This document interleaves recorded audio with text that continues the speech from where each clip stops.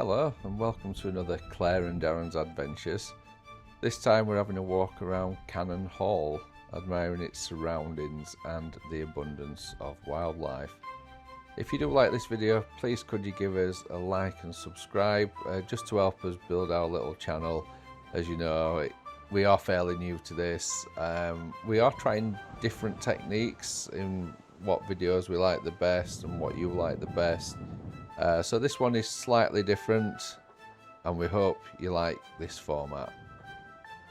So as you walk away from the farm shop and the restaurant and everything, you come to this entrance to Cannon Hall.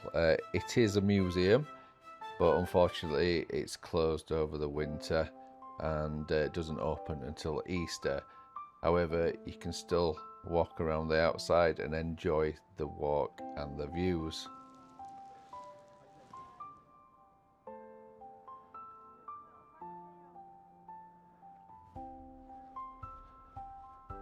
Just down past the house we've got the walled garden, and this is one of my favourite parts, especially with all the old apple trees and pear trees and things like that. It is gorgeous in summer as well, with everything flowering. There's also a little coffee shop just round the corner where we got a beautiful coffee from. While we were doing that, there was quite a few sparrows and finches and things. They all wanted a little bit of food, so we gave them some crumbs off the sausage roll that we bought. So we visited Cannon Hall early January and it was quite a cold walk, especially with the wind, so we do apologise if you can hear the wind on the mic.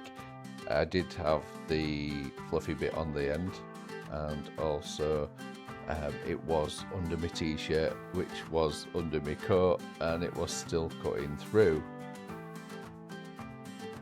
Cannon Hall's history goes way back. There's been a house on the site since the Domesday Survey in 1086, but it got its name from a guy called Gilbert Cannon, spelled C-A-N-U-N. He lived back in the 13th century. By the late 14th century, it was owned by the Bosville family of Ardsley. That's just near Barnsley. That's when things got pretty gruesome. The Bosvilles had rented it out to a family, and their daughter was dating a bloke named Lockwood. Now, Lockwood, he was on the run for murdering the High Sheriff of Yorkshire. The tenant grassed him up, and Bosville's men killed Lockwood in a pretty nasty way. The violent event seems to be a pivotal part of Cannon Hall's history. Apparently the Bosvilles were pretty keen to distance themselves from Lockwood, given he was involved in the murder of a high-ranking sheriff. The whole thing is a bit of a local legend now, and it's interesting just to think how it might have shaped the Hall's history over time.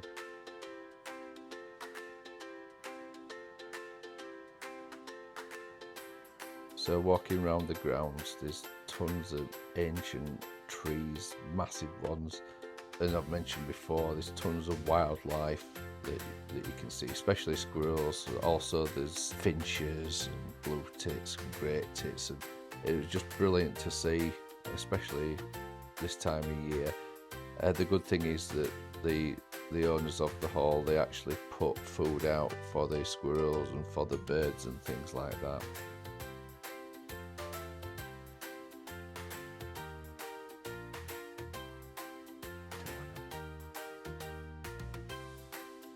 So from the path I saw some bird feeders, so I thought I'd go and investigate. And as I walked up, there were two squirrels. I don't know what they were doing. I don't know if they were playing or what, but they were just running around an old tree stump. It was brilliant to see. I do love to see wildlife.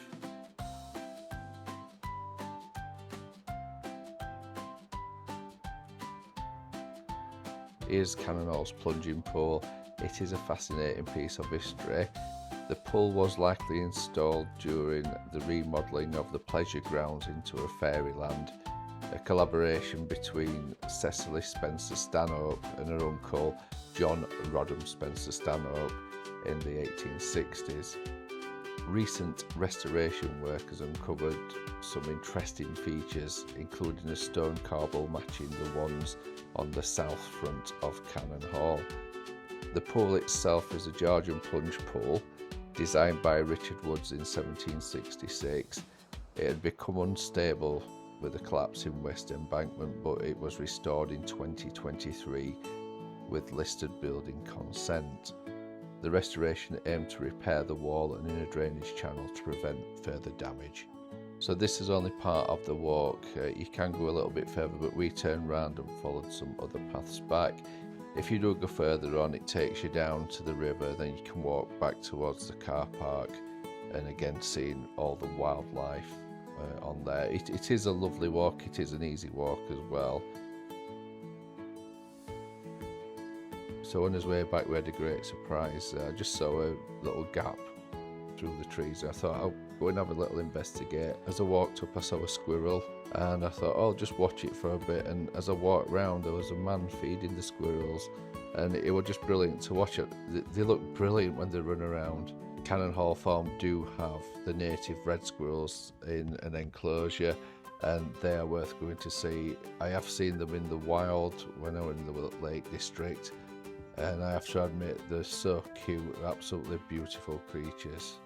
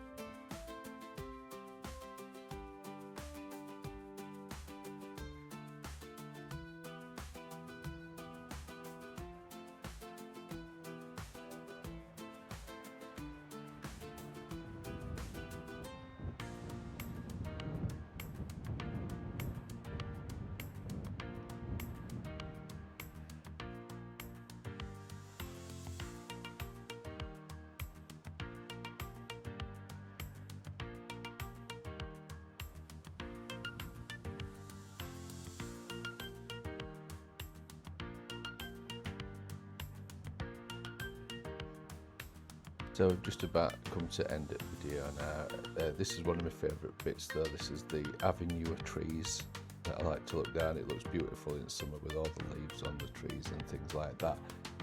As you can see, there's a lot of squirrels around, but we do hope that you've really enjoyed this video. Please let us know if you like this format with more cuts in it and what have you, or would you prefer it when we just walk around talking. I think I prefer these myself. There is a bit more work involved in them, but I don't mind doing that, as I do like to do these sort of videos. But for now, thank you for watching, and if you haven't done so already, please like and subscribe, and thanks again.